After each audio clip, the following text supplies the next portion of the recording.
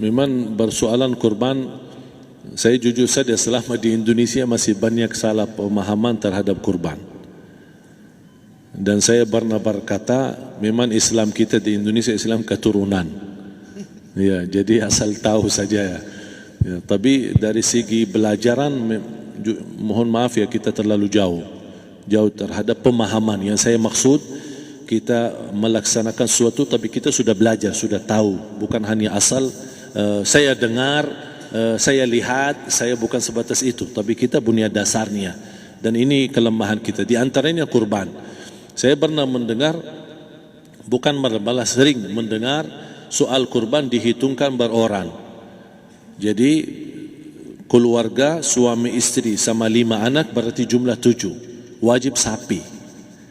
Kalau kurang daripada itu, atau misal suami istri tidak mampu, boleh ini tahun kurban kambing atas nama suami, tahun depan atas nama istrinya. Ini hal keliru sebenarnya. Yang dihitungkan soal kurban beda sama akikah dan beda sama zakat fitrah. Zakat fitrah sama akikah terhitung beroran. Akikah laki-laki 2 kambing, perempuan 1. Kalau tidak mampu boleh. Kalau ada kembar, laki sama perempuan berarti 3 kambing. Tapi kalau tidak mampu boleh 1 kambing, tidak masalah. Dan tidak ada istilah sekarang saya kurban tapi nanti sisanya seolah-olah ada hutang sama Allah. Sesuai kemampuan kita. Di antaranya kurban. Kurban hitungannya berkeluarga, bukan beroran. Buktinya Rasulullah SAW dan juga cerita Nabi Ibrahim. Ketika Nabi Ibrahim mau sembelih Nabi Ismail, Allah turunkan apa? Mengganti sembelihan Nabi Ismail dengan ekor kambing dari surga. Berapa ekor kambing? 1. Padahal Nabi Ibrahim punya istri 2 dan anak. Ada istri Siti Hajar dan Sarah. Kemudian anaknya Ismail dan Ishak. Berarti semuanya berapa? 5. Kenapa Allah tidak turunkan 5 ekor kambing? Karena hitungannya memang 1 keluarga.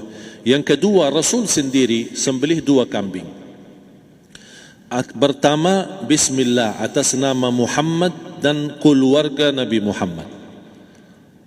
Padahal kita tahu keluarga Nabi Muhammad SAW termasuk keluarga besar. 11 istri, belum lagi anaknya laki-laki sama perempuan. Ada yang hidup maupun sudah mati. Sudah termasuk semua. Yang hidup maupun mati. Yang kedua, Rasul sembelih sembelihan yang kedua atas namaku dan umatku. Umatnya berapa miliar? Cuma 1 ekor kambing.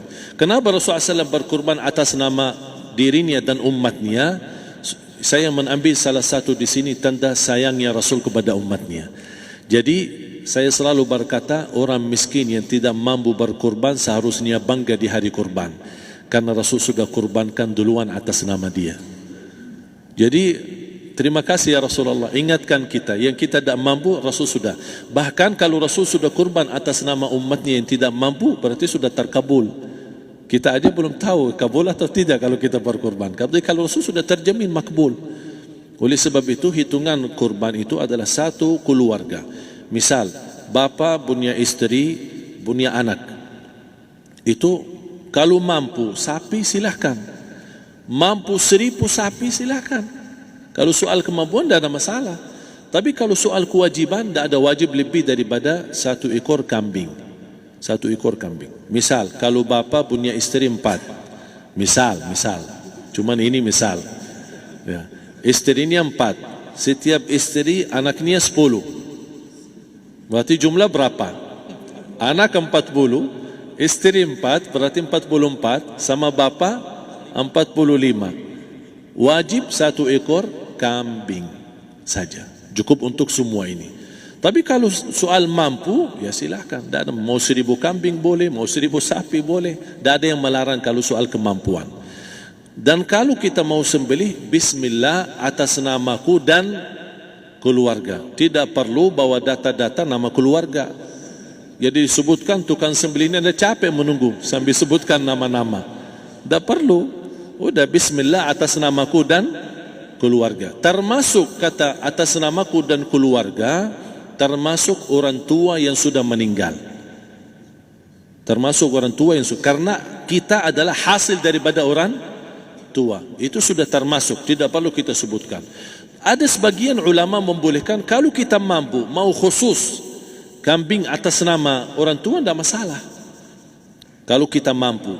Tapi kalau kita tidak mampu, itu sudah termasuk orang tua kita bersama keluarga besar kita. Ini salah satu kenikmatan, dan ini termasuk juga sedekah yang berguna bagi orang yang sudah meninggal di keluarga kita. Wallahu ta'ala alam. Dan juga masalah panitia, bisa kita mewakili.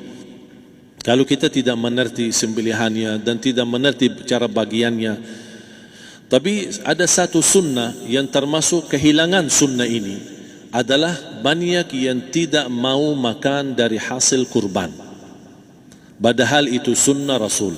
Dari akikah boleh makan, dari kurban pun boleh makan. Bahkan sunnah SAW dibagi 3. Sepertiga pertama dihadiahkan. Maksudnya kata dihadiahkan kepada orang kaya. Misal tetangga saya tapi orang kaya, dia bukan miskin, tapi boleh saling hadiah. Karena inti daripada hadiah silaturrahim. Ada keluarga kita termasuk mampu, tapi saya kasih, ini alhamdulillah saya sembelih sapi. Barangkali dia tidak mampu, cuma sembelih kambing. Udah, kita dapat daging kambing, dia dapat daging sapi. Tapi dengan niat hadiah, bukan sedekah, karena dia bukan orang miskin yang menerima sedekah. Yang sepertiga yang kedua adalah sedekah. Sedekah itu termasuk orang miskin. Yang ketiga, kita makan sendiri. Bahkan Rasulullah SAW selepas Idul Adha, beda sama Idul Fitri. Sebelum Idul Fitri dia makan kurma, meyakinkan batalan puasa. Tapi kalau Idul Adha tidak makan dan minum sebelum salat, kenapa? Bukan berarti tidak boleh.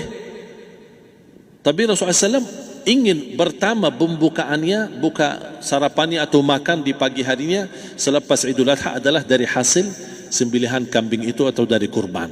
Jadi kita sebagian sedikit. Tapi kalau kita merasa alhamdulillah rezeki saya banyak di rumah, alhamdulillah banyak ada makanan, mau sedekahin semuanya, semua mau sedekahin, tidak masalah. Tapi yang saya maksud, kenapa tidak kita sekali-kali hidupkan sunnah Rasul? Jadi sebagian, walaupun ada sebagian sedikit lah, buat istilahnya sama sedikit porsi nasi atau apa, karena kita berhak sebagai kita kurbankan lillahi ta'ala, kita berhak menikmati kurban ini yang lillahi ta'ala supaya kita mendapatkan keberkahannya, bukan hanya orang lain. Terus yang kedua ada masalah pembayaran. Kalau kita wakili panitia, boleh kita pesan sama panitia, tolong sedikit dari kurban saya minta buat saya makan. Itu tidak masalah, kita boleh minta. Dan boleh kita wakili, tapi kita tolong ingatkan, tidak boleh pembayaran hasil sembelihan itu dari kulitnya. Ini menjadi salah satu persoalan di Indonesia. Banyak tukang sembelih datang, ketika kita tawarkan untuk sembelih ini, berapa pak? Oh tidak apa-apa, kasih aja kulitnya sama kepalanya. Jangan anda setuju, jangan anda terima. Oh maaf, saya tidak bisa. Bapak berapa ongkos sembelihannya? Kita harus sepakat dulu. Tidak, saya ikhlas, tidak apa-apa, seikhlasnya. Tapi yang penting kepalanya sama kulitnya. Itu aja yang saya minta, yang lain tidak apa-apa. Tidak boleh. Tidak boleh. Kenapa? Karena ini kurban. Kata kurban berarti lillahi ta'ala, bukan untuk jual beli. Kalau kita sudah bayar dari bagian kurban, berarti bukan lillahi ta'ala. Harus kita jaga amalan itu. Tapi bagaimana cara jalan keluarnya? Kita harus sepakat, ijab kabul. Sepakat dulu, Pak, saya udah begini, saya kasih untuk sembelihan 50.000. Bapak setuju? Ya udah setuju. Selesai kan? Sudah sembelih, sudah potong, sudah semua. Lepas ini semua kita kasih ongkos 50.000 ongkos sembelihannya. Habis itu, Pak, kulitnya sama kepala hadiah buat Bapak. Itu dah apa-apa, dah masalah. Tapi bukan untuk bayar sembelihan. Faham maksud saya? Harus dibedakan supaya jangan sampai amalan kita kurban habis biaya, habis ini malah tidak diterima karena sudah kita bayar sebagian daripada kurban. Saya silahkan bayar apa yang kita sepakati, mau hadiahkan kepada dia karena kita tidak bisa guna. Buat apa yang kita mau gunain kulitnya? Tidak bisa. Tapi mereka, buat mereka lebih berguna, oleh karena itu kita bisa hadiahkan untuk mereka. Bahkan kita bisa juga kasih daging untuk mereka bisa menikmati sebagai sedekah. Wallahu taala alam.